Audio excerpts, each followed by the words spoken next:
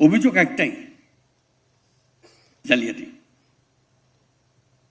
ওই জালিয়াতিতে পরে আমাদের যারা সি ফেয়ারার্স আছে, যারা জাহাজে কাজ করে, এটা একটা করুণ কথা। তারা এই বন্দরে যখন আসে ওইসব দেশের বন্দরে তাদের নামতে দেয় না। ওই যেহেতু ভিসা বন্ধ, ওই বাংলাদেশি, তারা বহুদিন আকুতি মিনতি করতেছে। আমাদের তন্ত্র, আমরা তো কোনো দোষ করি না, আমরা দেশে থাকি না, আমরা জাহাজে থাকি। শুধু বন্দরে ভিড়েছে বলে আমাদেরকে এখানে যেতে হচ্ছে। এটা নিয়ে বহু দরবার করলো লুৎফে, বারে বারে যাচ্ছে, বারে বারে বোঝাচ্ছে। অবশেষে সেটা ছাড়া হয়েছে, তার অনুমতি দিয়েছে। জাহাজই যদি হয় তাকে নামতে দেবে, নাহলে তার বেচারা যাওয়ার কোনো রাস্তা নেই। অতটুকু অনুগ্রহ করেছে। আমাদের সুযোগের কোনো অভাব নেই। আজকে যদি 5 লাখ লোক জাপানে পাঠাতে চান, 5 লাখ লোক আজকেই পাঠানো যাবে, ওদের দরকার।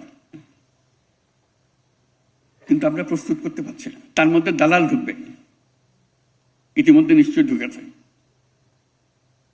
ইতিমধ্যে বহু দালাল বলছে যে তোমার জাপান পাঠাচ্ছি, ওদের কথা মানে না, আমি তোমার এই কাগজপত্র দিয়ে দেবো, তুমি এক্সপার্ট, তুমি জাপানি ভাষা তো এক্সপার্ট, জাপানি ভাষার যে সার্টিফিকেট সেটাও দিয়ে দেব। সেজন্য জাপান ঠিক করেছে জাপানি ভাষার পরীক্ষাটা তারা নেবে, যেটা আমাদের কাগজের উপরে বিশ্বাস করতে না হয়। পৃথিবীতে তারুণ্যের অভাব, আর আমরা হলাম তারুণ্যের খনি। এটা আমাদের মাথায় ঢুকতেছে না। এটা সোনার খনির চাইতেও বেশি গুরুত্বপূর্ণ।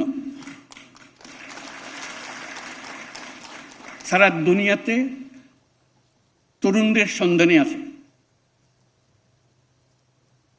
আমাদের 18 কোটি লোকের মধ্যে 9 কোটি লোকের বয়স 27 বছরের কম। এর চাইতে তরুণ জনসংখ্যা কোথায় পাবে? সারা দুনিয়াকে আসতে হবে এখানে। খনি আমাদের হাতে। ওই যে রেয়ার মিনারেল বলে, আমাদের কাছে এই রেয়ার মিনারেল রয়ে গেছে, এখানে আসতে হবে। কিন্তু আমাদেরকে তৈরি হতে হবে। তৈরি থাকলে যে কোনো জায়গায় যেতে চান, তারা সাধ্য সাধনা করে তাদেরকে নিয়ে যাবে। আরএফএল গিজার মানে চটজলদি পানি গরম, বিদ্যুৎ বিল 20% কম। আরএফএল গিজার, উষ্ণ পানির পরশ।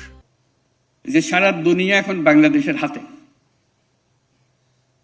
যদি আমরা আমাদের এই রাস্তাগুলো সব করে ফেলতে পারি, দালালের খপ্পর থেকে আমরা বাঁচতে পারি, আমাদের নিয়ম শৃঙ্খলা আসতে পারি, জালিয়াতিত্বকে বাঁচতে পারি, এটাকে ঠেকানোর কোনো উপায় নেই।